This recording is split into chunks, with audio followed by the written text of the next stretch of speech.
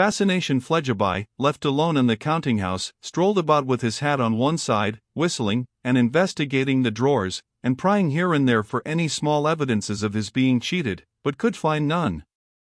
"Not his merit that he don't cheat me," was Mr. Fledgeby's commentary delivered with a wink, "but my precaution."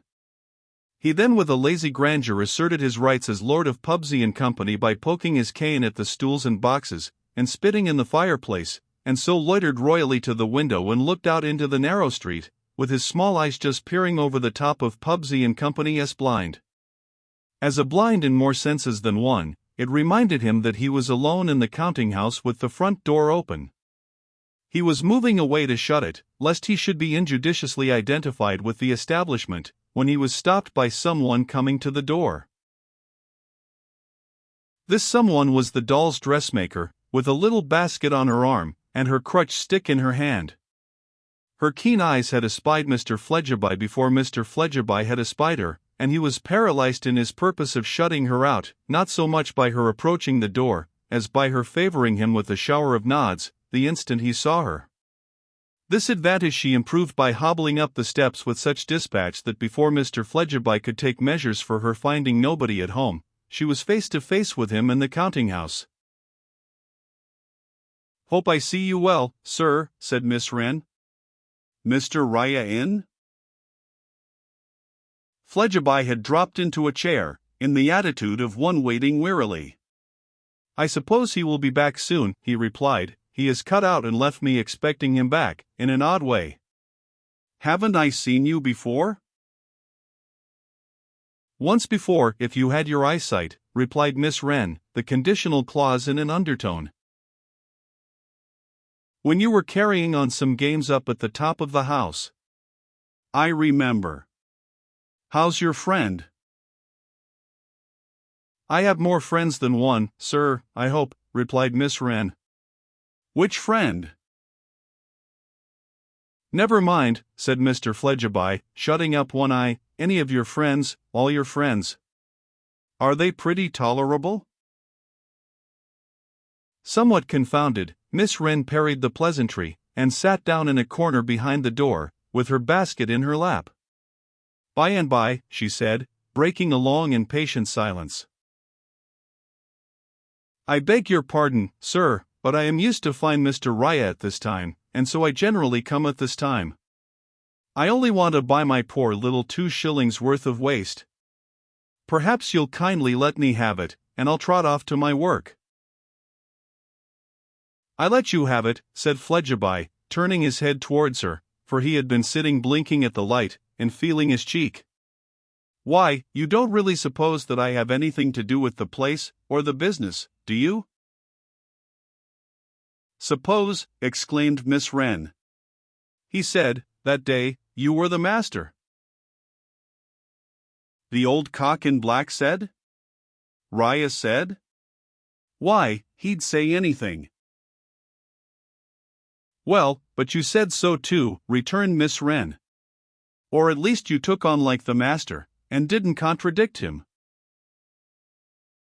"One of his dodges," said Mr. Fledgeby, with a cool and contemptuous shrug. "He's made of dodges. He said to me, 'Come up to the top of the house, sir, and I'll show you a handsome girl. But I shall call you the master.' So I went up to the top of the house and he showed me the handsome girl, very well worth looking at she was, and I was called the master. I don't know why. I dare say he don't. He loves a dodge for its own sake, being," added Mr. Fledgeby, after casting about for an expressive phrase, "the dodgerest of all the dodgers." "Oh my head," cried the doll's dressmaker, holding it with both her hands, as if it were cracking. "You can't mean what you say." "I can, my little woman," retorted Fledgeby, "and I do, I assure you." This repudiation was not only an act of deliberate policy on Fledgeby's part, in case of his being surprised by any other caller, but was also a retort upon Miss Wren for her oversharpness, and a pleasant instance of his humor as regarded the old Jew. "He has got a bad name as an old Jew, and he is paid for the use of it, and I'll have my money's worth out of him." This was Fledgeby's habitual reflection in the way of business, and it was sharpened just now by the old man's presuming to have a secret from him, though of the secret itself, as annoying somebody else whom he disliked, he by no means disapproved. Miss Wren with a fallen countenance sat behind the door looking thoughtfully at the ground, and the long and patient silence had again set in for some time, when the expression of Mr. Fledgeby's face betokened that through the upper portion of the door, which was of glass, he saw someone faltering on the brink of the counting-house. Presently there was a rustle and a tap, and then some more rustling and another tap. Fledgeby taking no notice, the door was at length softly opened, and the dried face of a mild little elderly gentleman looked in. "Mr. Riah," said this visitor, very politely. "I am waiting for him, sir," returned Mr. Fledgeby. "He went out and left me here. I expect him back every minute. Perhaps you had better take a chair." The gentleman took a chair, and put his hand to his forehead, as if he were in a melancholy frame of mind. Mr. Fledgeby eyed him aside, and seemed to relish his attitude. "A fine day, sir," remarked Fledgeby. The little dry gentleman was so occupied with his own depressed reflections that he did not notice the remark until the sound of Mr. Fledgeby's voice had died out of the counting-house. Then he started, and said, "I beg your pardon, sir. I fear you spoke to me?" "I said," remarked Fledgeby, a little louder than before, "it was a fine day." "I beg your pardon. I beg your pardon. Yes." Again the little dry gentleman put his hand to his forehead, and again Mr. Fledgeby seemed to enjoy his doing it. When the gentleman changed his attitude with a sigh, Fledgeby spake with a grin. "Mr. Twemlow, I think?" The dry gentleman seemed much surprised. "Had the pleasure of dining with you at Lamell's," said Fledgeby. "Even have the honor of being a connection of yours. An unexpected sort of place this to meet in, but one never knows, when one gets into the city, what people one may knock up against. I hope you have your health, and are enjoying yourself." There might have been a touch of impertinence in the last words. On the other hand, it might have been but the native grace of Mr. Fledgeby's manner. Mr. Fledgeby sat on a stool with a foot on the rail of another stool, and his hat on. Mr. Twemlow had uncovered on looking in at the door, and remained so. Now the conscientious Twemlow, knowing what he had done to thwart the gracious Fledgeby, was particularly disconcerted by this encounter. He was as ill at ease as a gentleman well could be. He felt himself bound to conduct himself stiffly towards Fledgeby, and he made him a distant bow. Fledgeby made his small eyes smaller in taking special note of his manner. The doll's dressmaker sat in her corner behind the door, with her eyes on the ground and her hands folded on her basket, holding her crutch-stick between them, and appearing to take no heed of anything. "He's a long time," muttered Mr. Fledgeby, looking at his watch. "What time may you make it, Mr. Twemlow?" Mr. Twemlow made it 10 minutes past 12, sir.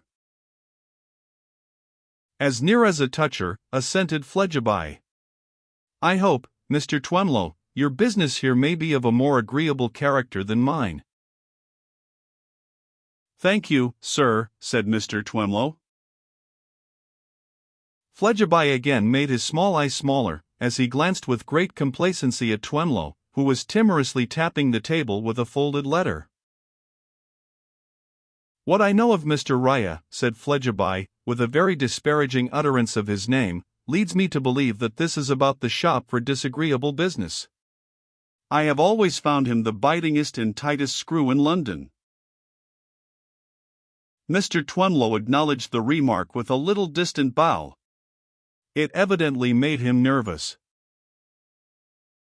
"So much so," pursued Fledgeby, "that if it wasn't to be true to a friend, nobody should catch me waiting here a single minute.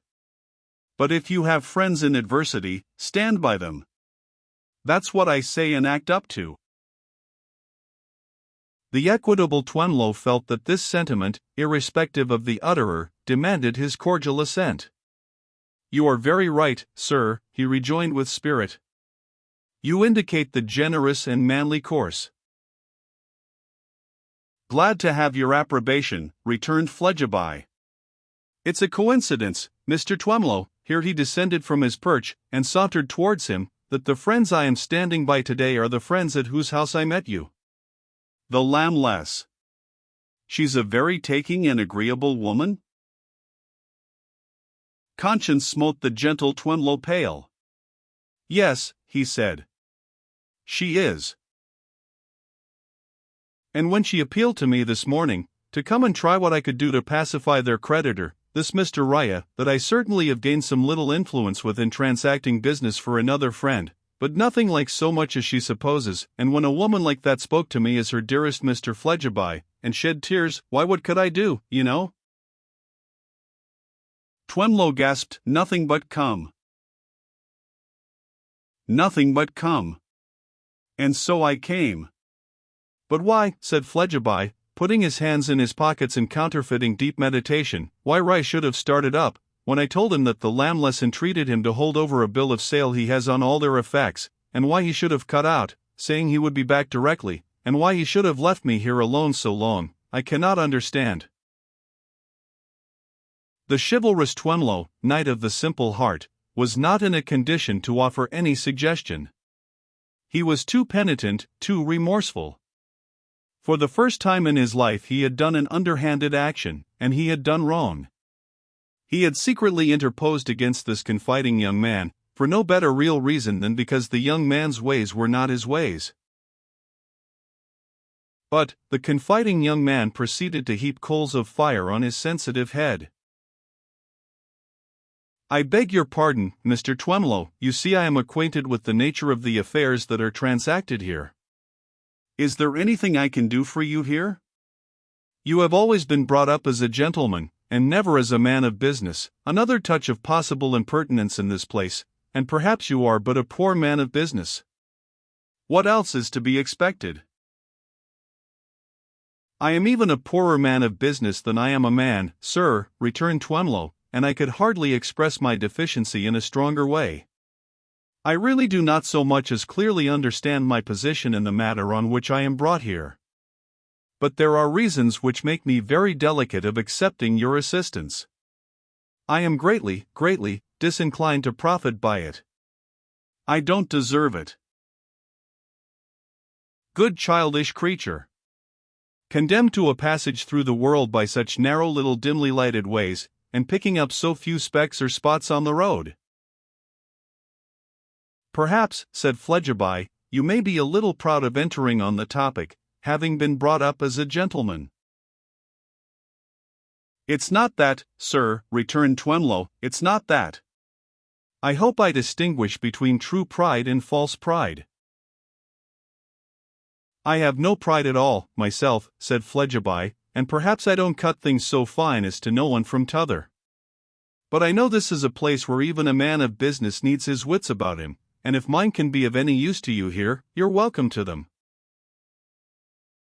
"You are very good," said Twemlow, faltering. "But I am most unwilling." "I don't, you know," proceeded Fledgeby with an ill-favored glance, "entertain the vanity of supposing that my wits could be of any use to you in society, but they might be here. You cultivate society and society cultivates you, but Mr. Raya is not society. In society, Mr. Raya is kept dark, eh, Mr. Twemlow?" Twemlow, much disturbed, and with his hand fluttering about his forehead, replied, "Quite true." The confiding young man besought him to state his case.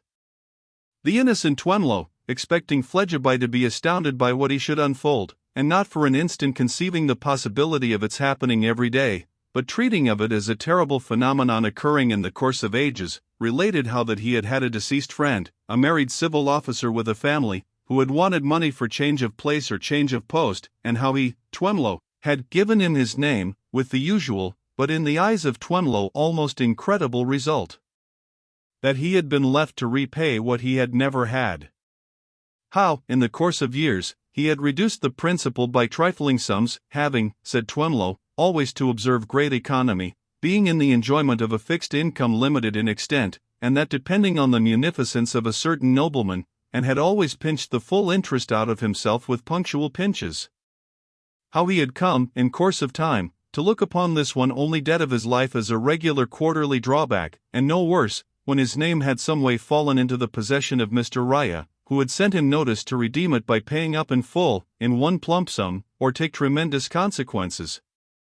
This, with hazy remembrances of how he had been carried to some office to confess judgment, as he recollected the phrase, and how he had been carried to another office where his life was assured for somebody not wholly unconnected with the sherry trade, whom he remembered by the remarkable circumstance that he had a Stradivarius violin to dispose of, and also a Madonna, formed the sum and substance of Mr. Twemlow's narrative.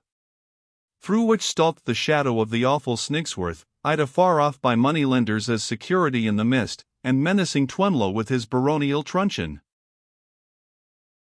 To all, Mr. Fledgeby listened with the modest gravity becoming a confiding young man who knew it all beforehand, and, when it was finished, seriously shook his head. "I don't like, Mr. Twemlow," said Fledgeby, "I don't like Raya's calling in the principal. If he's determined to call it in, it must come." "But supposing, sir," said Twemlow, downcast, "that it can't come?" "Then," retorted Fledgeby, "you must go, you know." "Where?" asked Twemlow, faintly. "To prison," returned Fledgeby. Whereat Mr. Twemlow leaned his innocent head upon his hand, and moaned a little moan of distress and disgrace. "However," said Fledgeby, appearing to pluck up his spirits, "we'll hope it's not so bad as that comes to.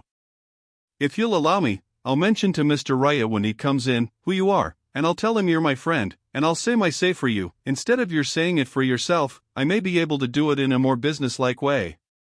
"You won't consider it a liberty?" "I thank you again and again, sir," said Twemlow. "I am strongly disinclined to avail myself of your generosity, though my helplessness yields. For I cannot but feel that to put it in the mildest form of speech, that I have done nothing to deserve it." "Where can he be?" muttered Fledgeby, referring to his watch again. "What can he have gone out for? Did you ever see him, Mr. Twemlow?" "Never." "He is a thorough Jew to look at, but he is a more thorough Jew to deal with. He's worst when he's quiet. If he's quiet, I shall take it as a very bad sign. Keep your eye upon him when he comes in, and, if he's quiet, don't be hopeful. Here he is, he looks quiet." With these words, which had the effect of causing the harmless Twemlow painful agitation, Mr. Fledgeby withdrew to his former post, and the old man entered the counting-house. "Why, Mr. Raya," said Fledgeby, "I thought you were lost." The old man, glancing at the stranger, stood stock-still. He perceived that his master was leading up to the orders he was to take, and he waited to understand them. "I really thought," repeated Fledgeby slowly, "that you were lost, Mr. Raya. Why, now I look at you, but no, you can't have done it, no, you can't have done it." Hat in hand, the old man lifted his head, and looked distressfully at Fledgeby as seeking to know what new moral burden he was to bear. "You can't have rushed out to get the start of everybody else, and put in that bill of sale at Lammel's," said Fledgeby. "Say you haven't, Mr. Raya." "Sir, I have," replied the old man in a low voice. "Oh my eye," cried Fledgeby. "Tut, tut, tut. Dear, dear, dear. Well, I knew you were a hard customer, Mr. Raya, but I never thought you were as hard as that." "Sir," said the old man, with great uneasiness, "I do as I am directed. I am not the principal here. I am but the agent of a superior, and I have no choice, no power." "Don't say so," retorted Fledgeby, secretly exultant as the old man stretched out his hands, with a shrinking action of defending himself against the sharp construction of the two observers. "Don't play the tune of the trade, Mr. Raya. You've a right to get in your debts, if you're determined to do it, but don't pretend what everyone in your line regularly pretends. At least, don't do it to me." "Why should you, Mr. Raya? You know I know all about you." The old man clasped the skirt of his long coat with his disengaged hand, and directed a wistful look at Fledgeby. "And don't," said Fledgeby, "don't, I entreat you as a favor, Mr. Raya, be so devilish meek, for I know what'll follow if you are. Look here, Mr. Raya. This gentleman is Mr. Twemlow." The Jew turned to him and bowed. That poor lamb bowed in return, polite and terrified. "I have made such a failure," proceeded Fledgeby, "in trying to do anything with you for my friend Lamel, that I've hardly a hope of doing anything with you for my friend, and connection indeed, Mr. Twemlow. But I do think that if you would do a favor for anybody, you would for me, and I won't fail for want of trying, and I've passed my promise to Mr. Twemlow besides. Now, Mr. Raya, here is Mr. Twemlow. Always good for his interest, always coming up to time, always paying his little way. Now, why should you press Mr. Twemlow? You can't have any spite against Mr. Twemlow. Why not be easy with Mr. Twemlow?" The old man looked into Fledgeby's little eyes for any sign of leave to be easy with Mr. Twemlow, but there was no sign in them. "Mr. Twemlow is no connection of yours, Mr. Raya," said Fledgeby. "You can't want to be even with him for having through life gone in for a gentleman and hung on to his family. If Mr. Twemlow has a contempt for business, what can it matter to you?" "But pardon me," interposed the gentle victim, "I have not. I should consider it presumption." "There, Mr. Raya," said Fledgeby, "isn't that handsomely said? Come. Make terms with me for Mr. Twemlow." The old man looked again for any sign of permission to spare the poor little gentleman. No. Mr. Fledgeby meant him to be racked. "I am very sorry, Mr. Twemlow," said Raya. "I have my instructions. I am invested with no authority for diverging from them. The money must be paid." "In full and slapped down, do you mean, Mr. Raya?" asked Fledgeby, to make things quite explicit. "In full, sir, and at once," was Raya's answer. Mr. Fledgeby shook his head deploringly at Twemlow, and mutely expressed in reference to the venerable figure standing before him with eyes upon the ground, "What a monster of an Israelite this is!" "Mr. Raya," said Fledgeby. The old man lifted up his eyes once more to the little eyes in Mr. Fledgeby's head, with some reviving hope that the sign might be coming yet. "Mr. Raya, it's of no use my holding back the fact. There's a certain great party in the background in Mr. Twemlow's case, and you know it."